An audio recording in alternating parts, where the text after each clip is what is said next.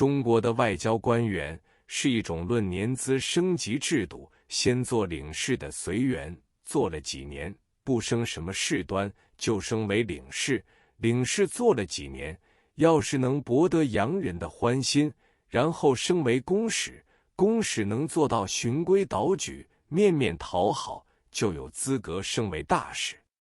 在外交官员工作时期内，一种因为弱国无外交，也没有什么作为；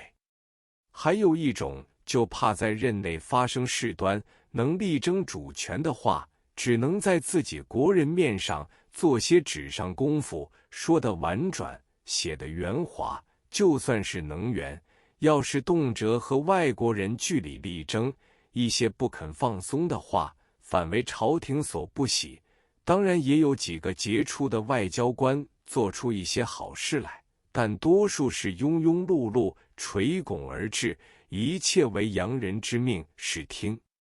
中国经过128战争之后，励精图治，要想和日本决一死战，最要紧的问题就是要拉拢外交关系，才会掌握胜利。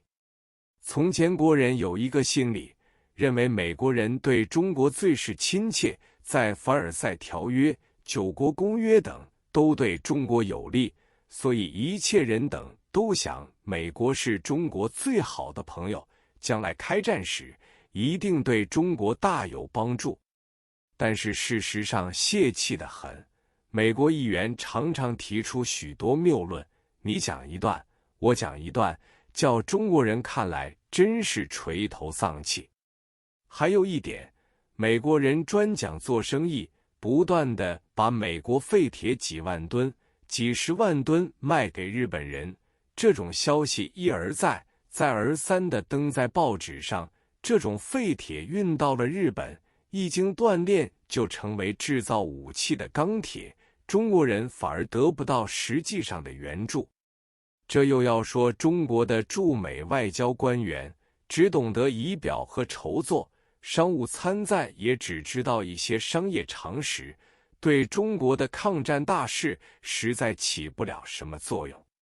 在这时节，国民政府就向民间经济专家逐一咨询，上海的一般大商家对做生意都是一等好手，但是对国家大事还是没有远见，互相推诿，推出一位陈光甫先生出来。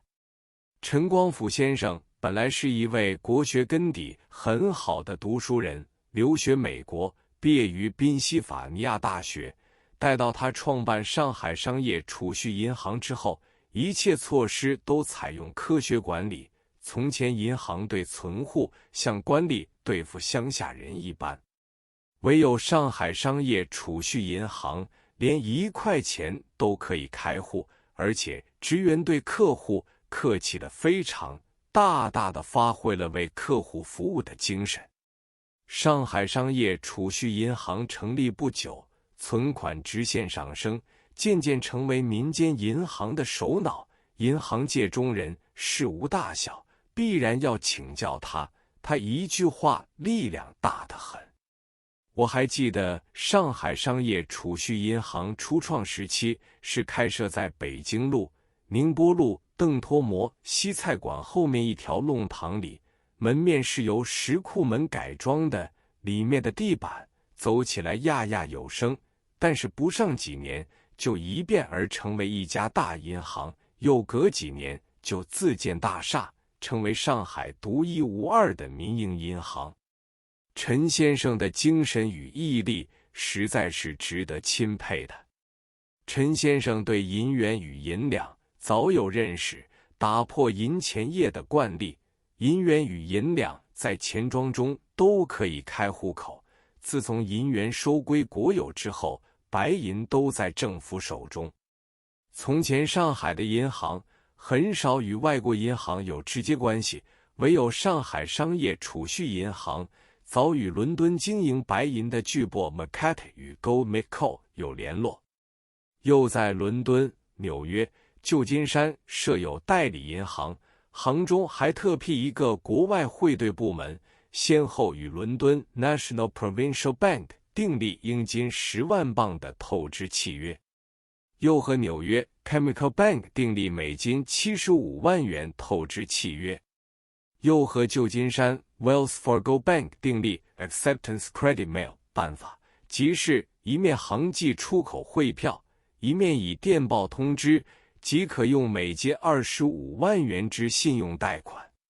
这种方式不但上海各银行所没有，连政府都认为是奇迹。政府当局鉴于驻美公使馆的商务参赞完全不懂这种商业上的情况，认为中国政府要对美国方面打交道，唯有请陈光甫出马。这是在民国24年1935 1月5日，驻美公使施肇基电告南京，说是宋子文到华盛顿政府商谈白银问题，美国政府答复无可贡献，王正廷等不断商讨，毫无结果。到了2月27日，美国驻上海总领事高斯 Goss 忽然透露消息说，美国财政部长摩根索需要邀请陈光甫商谈，中国政府立刻同意，但是陈光甫在政府中并无任何名义，结果以财政部高等顾问名义赴美，财政部次长郭炳文等同行，一切会谈由陈光甫全权处理。从前美国政府对外援吝啬得很，唯有在商言商，以商业的利益来打动他们，最是有效。所以陈光甫一出场，谈判就节节合拍，完成了一个重大的任务。这个任务包括了7项事宜：一、中国保持币制独立，不与世界任何货币集团连锁；二、中国除外汇黄金以外，保持25%白银为发行法币之准备；三、取消关于艺术及工业用银之限制；四、鼓助五角及1元银辅币；五、美国承购中国白银7500万盎司，另接受5000万盎司作为2000万美元贷款之担保；